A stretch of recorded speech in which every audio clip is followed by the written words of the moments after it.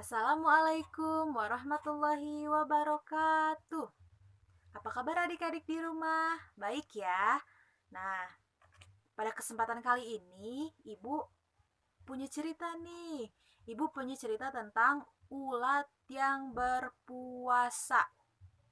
Kalian mau dengar? Kalau mau dengar, tonton video ini sampai habis ya. Pada suatu hari, hiduplah seekor ulat yang bernama si Ulil. Si Ulil hidup di batang pohon dan dedaunan.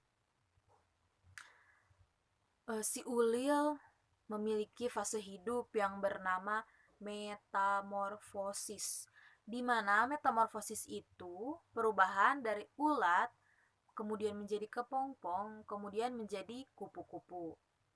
Nah, suatu ketika si Ulil sedang menyantap dedaunan petani di kebun.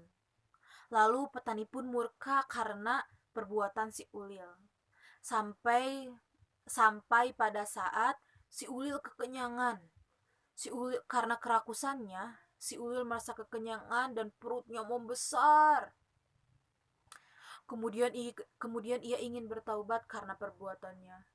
Ampuni aku ya Allah, ampuni aku. Aku sangat kekenyangan, ia bilang. Kemudian si Ulil tiba di fase di mana ia menjadi kepompong.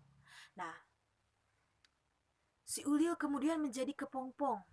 Nih, kurang lebih kepompong itu seperti ini ya. Nah, si Ulil akan diam di dalam kepompong.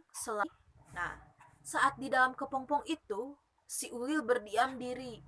Nah, sebagai bentuk taubatnya, si Ulil akan berdiam diri, tidak makan, tidak minum.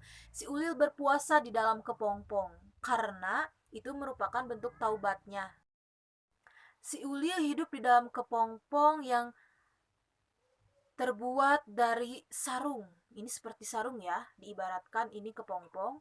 Kepompong itu terbuat dari sarung. Sarungnya itu terbuat dari air liur ulat itu sendiri. Nah, setelah lama berpuasa di dalam kepompong ini, kemudian si Ulil akan keluar dari kepompong ini menjadi kupu-kupu. Nah, yang kita bisa ambil dari cerita tadi yaitu barang siapa yang berpuasa maka akan Allah karuniai kebahagiaan, akan Allah karuniai pahala. Nah, contohnya si Ulil tadi, si Ulil ingin berbuat baik dan bertaubat atas perbuatannya tadi.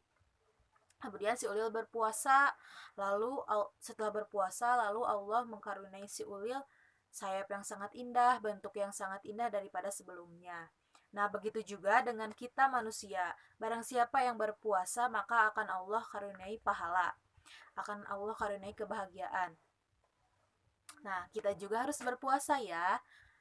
Selain dapat pahala, kita juga akan dapat kebahagiaan setelah berpuasa itu dengan menyambut Idul Fitri. Nah, itu juga merupakan karunia atau kebahagiaan dari Allah. Nah, maka dari itu kita harus selalu berbuat baik, harus selalu menjalankan perintah Allah, diantaranya sholat 5 waktu dan berpuasa. Maka barang siapa yang berpuasa, maka akan Allah kasih pahala dan kebahagiaan. Semoga cerita ini dapat menginspirasi kalian semua di rumah ya, dapat menjadi penyemangat dalam berpuasa pada Ramadan tahun ini. Segitu dulu cerita dari Ibu. Sampai jumpa di cerita-cerita selanjutnya. Wassalamualaikum warahmatullahi wabarakatuh.